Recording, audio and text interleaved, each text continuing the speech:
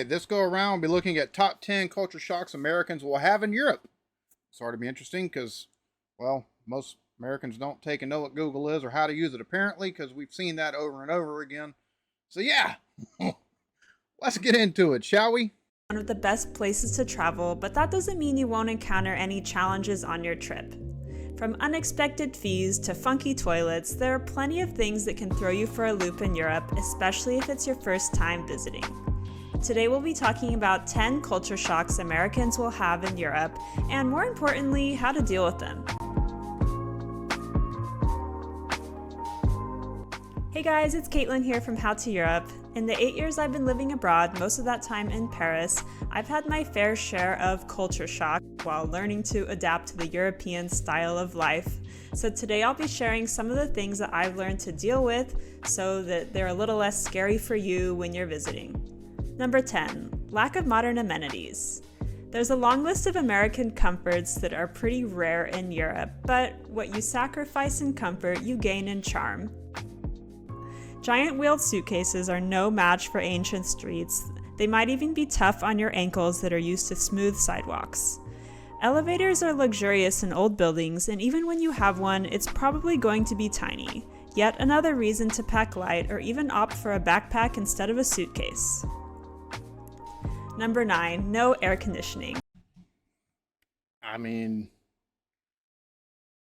the having a backpack makes a whole lot more sense just in the fact of, unless you're staying for a long time, if you're just going, for, a week or something like that and then moving to another spot, as folks do sometimes, makes sense to take and have something. I mean, it's probably not something that a lot of people are going to be thinking about either, with the fact that you got a lot more cobblestone streets, or a lot more streets that, just due to the age of them, aren't so friendly for the wheeled luggage. This is one right here that I can't, it's hard for me to wrap my head around because I live in the southeast US and it gets to 100 degrees here easy. And whew, the humidity. So I know some places in Europe kind of get hot, so no air conditioning would be. Along the same lines, air conditioning is one of those things that is extremely rare in Europe. So think of it as a special treat when you get it. Without air, you'll probably be opening the window. Something that drives me nuts about Europe is that screens are non-existent. You'll learn to cope with flies and mosquitoes coming and going, or just get really... That's the other thing. Y'all don't use, that's one thing I've seen. Y'all don't use screens for your windows. That way you keep bugs out and stuff like that. Well, you want to be cool, but you don't want to be cool and have the neighborhood flies and I don't know if y'all got mosquitoes and stuff like that, but that would, yeah, you can't open windows around here without a screen on it. You have mosquitoes and katydids and all kind of critters in your house. Good at killing them. Number 8, mysterious toilets. There's a lot to say revolving around toilets in Europe, but the first thing that might be surprising to you is that you often have to pay to use public toilets. They'll usually cost around €1, so be sure to have coins on you. You'll also see a lot of missing toilet seats around Europe. This is something that I still don't really understand, but I think people do it so they can clean them more easily if it's like a public bathroom. You'll also see Turkish toilets not only in Turkey, but in other European countries. I see them from time to time in Paris. You'll see toilets with like 2 flush modes. You'll also see bidets sometimes in places that you stay in. Maybe this is something that you'll learn to enjoy. Number 7, less convenience. Of course, every country is different, but in general, life moves at a slower pace in Europe than in the US. Spain is famous for their siestas, but they're not alone. Europeans tend to take more time to enjoy their lunch breaks, and shops typically close earlier. Bro, here, oh my God. 30 minutes, hour if you're lucky. Like, there's set standards you're supposed to abide by, but some folks just treat them like suggestions. Trying to take and do a 30-minute lunch whenever you've got when you're 10 minutes away from the nearest place that you might be able to get lunch, or you have to take a walk 2 or 3 minutes back to your vehicle. Yeah. So having an hour and a half lunch, that'd be That'd be quite awesome, to be honest with you. Many places will even be closed on Sundays or Mondays. Number 6, walk till you drop. You're probably going to feel exhausted in Europe. Between jet lag and sightseeing, you'll be doing a lot of things on foot, so you're going to earn all of that tasty food you get to eat. But if you want to try to get in shape beforehand, you'll feel a lot less tired when you're traveling.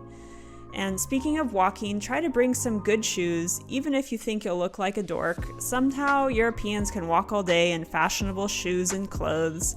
My favorite sandals for walking around are Chacos, which my Parisian other half dreams of setting on fire. But this is a hill I'm willing to die on because they're very comfortable. Number 5, paying for water. Complimentary water with ice is commonplace in the US, but not in Europe.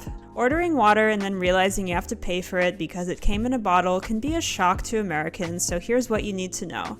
If you're at a Well, more and more places here are charging for water as well. It might only be $1 or $2 or something like that, but it's a lot of, used to you could take and go into most restaurants to get water with some lemon or something like that and it'd be free, but a lot of times it's not the case no more. touristy restaurant, they'll almost always give you a bottle so they can upcharge you, but it can also be a cultural thing. Some Europeans just prefer to have better tasting water when they're out eating good food. This also depends on the country. In France, it's totally normal to ask for un carafe d'eau, but in Spain, they'll often say no. So if you don't want to pay, just look up how to order tap water in the local language, as it'll be harder for them to say no to you. Number 4, restaurant cover charges. In Europe, being able to sit down and eat or drink is seen as a luxury. So if you're standing at the counter, it'll often be cheaper. Italy has something called coperto, where they'll charge a few euros per person as a cover charge when eating at a restaurant. This isn't a scam or a tip. The idea is that it covers all the things necessary for your meal, the cutlery, plates, tablecloth, and bread may or may not even be included in that. So if bread comes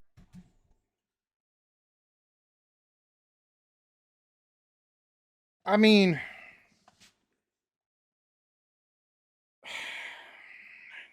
if you're going to eat at a restaurant, why wouldn't they provide cutlery and stuff like that anyways? That's kind of, I mean, here we've got stuff like hospitality charges or taxes as they're called, which makes less sense than charging for the cutlery, to be honest with you, because you're eating out and you're getting charged for eating out and outside of just your meal, but it's a tax instead of, I'd rather money take and go to the restaurant than taking and having a hospitality tax myself, but still, like charging for the cutlery and plates and stuff, that's it. Wouldn't you that just put that in normal operating cost and like adjust prices for food accordingly? to your table, you can ask if it's included. Number 3, customer service. Servers in Europe are not going to fawn over you like they do in the US, and they're not trying to be mean. It's really just a cultural thing. Tipping isn't a big thing in Europe like it is in the States, but you should do your research beforehand because this varies from country to country. Another thing that can be kind of a shock is that you have to chase down the bill. In Europe, getting the bill brought to you is seen as rude. It's like an invitation to leave rather than a convenience. So you have to track it down. So this is another good word to look up. Like in France, you would ask for l'addition. I mean, that makes sense. I mean, the person that serves you, they're busy as it stands. I mean, if you can't take and stop them as they're walking by, like, hey, can I get the check or the bill or whatever? You're just kind of, that kind of get like that's one of the things I always try to take and do instead of having them take and come to the table after we've been sitting there, so that way they can get some. We can go ahead and get the bill, and they can seat someone else, and they can turn around and get more money. That just is practical, in my opinion. Number 2, smoking. I think it's safe to say that most Americans probably grew up learning that cigarettes are basically the equivalent of the devil, so it can be quite a shock to come to Europe and have to endure smoking on cafe terraces, in the street, or even wafting into your open window. If you sit outside and are offended by smoking, unfortunately, you're kind of out of luck. I'll be honest with you, I miss smoking. Or at least I miss going to places and seeing smokers, right? What gets me is I think it's because here so many chemicals are put into probably the cigarettes.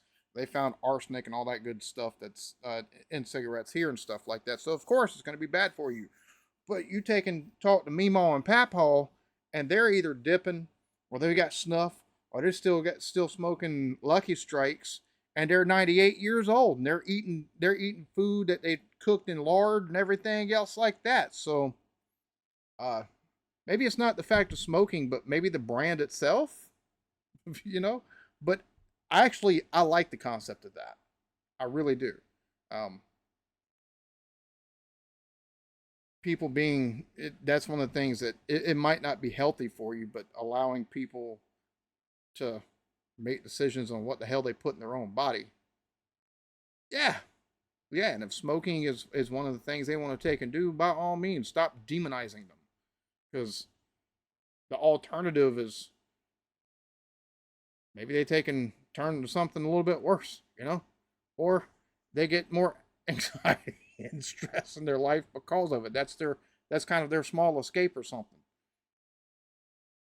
I don't know. Maybe that's just me, but I have no problem with people smoking. It's it's not as cool as the old John Wayne films and the Marlboro Man and stuff like that, but it's definitely as bad as it can be for you, depending on especially how often you smoke. Uh, Having that little bit of stress relief, which we all need. Whatever, you know. Number 1, being disliked. In the US, we're used to thinking that we're the best at everything, but in the time I've lived in Europe, I've heard a lot of complaints about American tourists. That we're loud, we're disrespectful, attention seeking, the list goes on.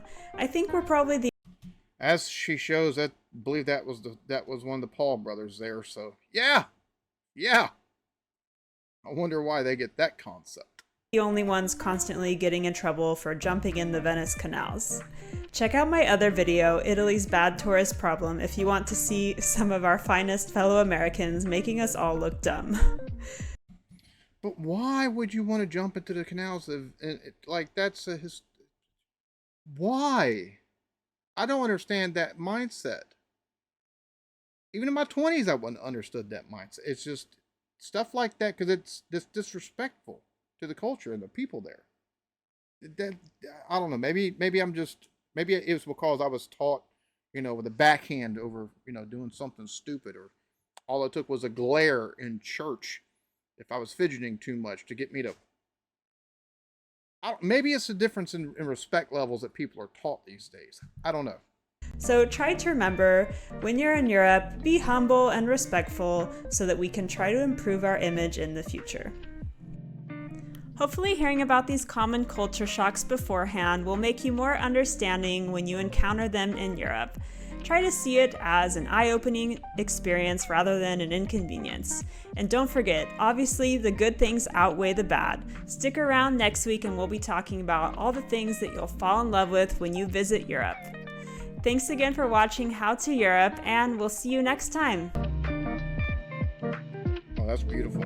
Now go check out How to Europe. Got other videos on the channel. Seem to have some really good content.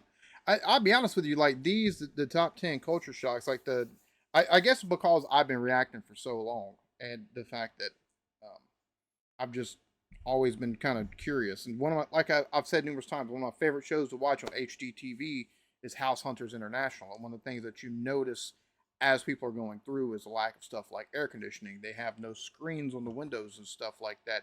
So stuff like that for me wasn't really all that shocking. And I don't think it'd be a culture shock. It'd probably take a little bit of adjustment to take and maybe get used to if I was to take a move over there at some point in time in the future or something like that, or even just go visit. But stuff like the jumping in the water, or the fact that you've got to take and get the bill, like I don't know. I guess because you're used to the server coming to your table like, are y'all ready for your check? Are y'all ready for the bill? And you take your credit card out, or you take and put the money down, and or what have you. I just, I don't know, stuff like, I've always been like, hey, can we get the bill? And that way we're not sitting for too long. So there's some of the stuff for me that especially is like, that just kind of makes sense, right? Good video though. I hope y'all enjoyed this. Y'all get to each other, love yourselves. Peace.